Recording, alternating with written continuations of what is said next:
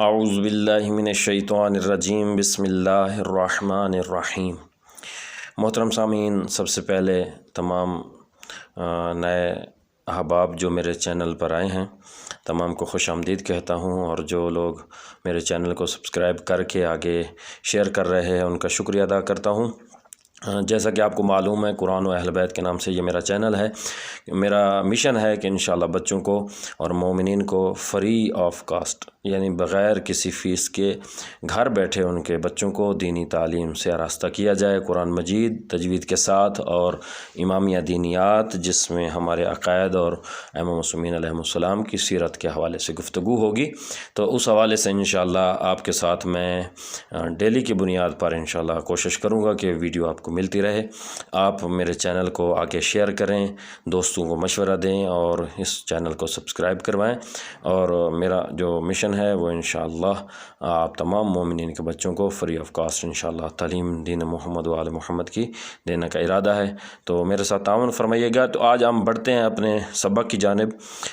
آج ہم تیسرے سبق کی طرف انشاءاللہ جا رہے ہیں، اور کیونکہ کل ہم نے پڑھا تھا زبر زیر پیش، یہ آپ کو میں دکھاتا ہوں۔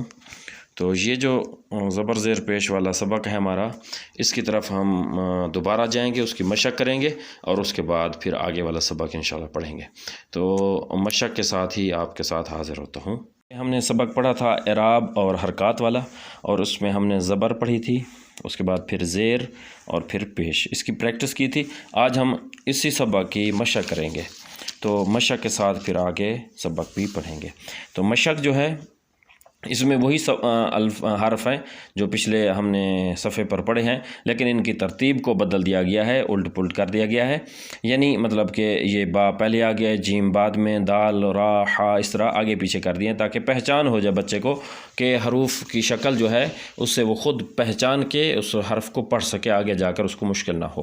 تو آج ہم اسی کی پھر پریکٹس کرتے ہیں۔ با زبر با، جیم زبر جا، دال زبر دا، را زبر را، ہا زبر ہا، سین زبر سا، طا زبر طا، صا زبر صا، خا زبر خا، ذال زبر ذا، زا زبر زا۔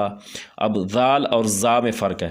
ذال میں کی جو آواز ہے، سیٹی کی آواز، یہ نہیں ہوتی، یہ زبان کو اوپر والے دانتوں کے ساتھ لگا کے اور ذال ادا ہوتی ہے، ذال ذال۔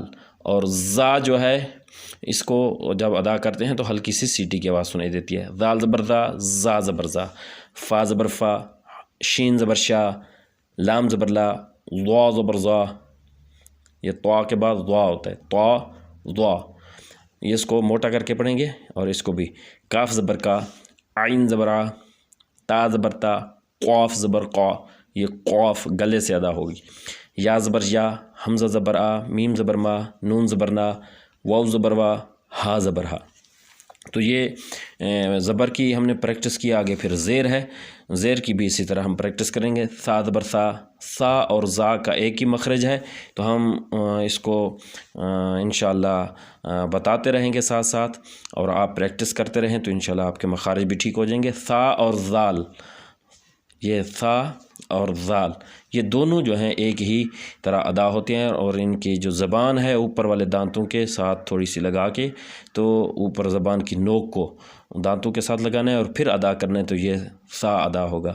سا زیر سی، سین زیر سی، صاد زیر سی۔ اب زیر آ گئی ہے، دیکھیں یہ زیر جو ہوتی ہے وہ حرف کے نیچے ہوتی ہے اور زبر حرف کے اوپر ہوتی ہے۔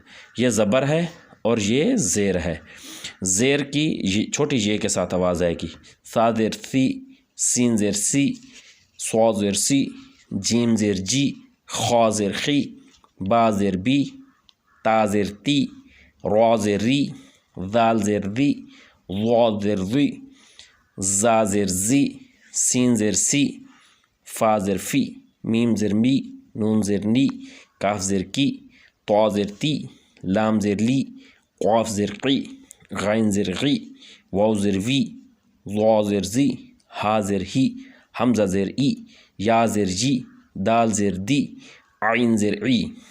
یہ زیر کی پریکٹس ہوئی ہے۔ اب ہم پیش کی جانب بڑھتے ہیں۔ تو یہ تا کے اوپر جو گول واو کی شکل کی چیز آپ کو نظر آ رہی ہے یہ پیش ہے، پیش واو کی شکل بھی ہے اور اس کی آواز بھی واو کے ساتھ ہی نکلتی ہے، جیسے تا پیش تو، ہا پیش ہو، ضاد پیش ذو، ثا پیش ثو، جیم پیش جو، دال پیش دو، زا پیش زو، شین پیش شو، ضا پیش زو، عین پیش عو، فا پیش فو، لام پیش لو، نون پیش نو، واو پیش وو، قاف پیش قو، خا پیش خو، کاف پیش کو، میم پیش مو، طوا پیش تو، غین پیش غو، ہا پیش ہو، یا پیش یو، با پیش بو، سین پیش سو، حمزہ پیش او، دال پیش ذو۔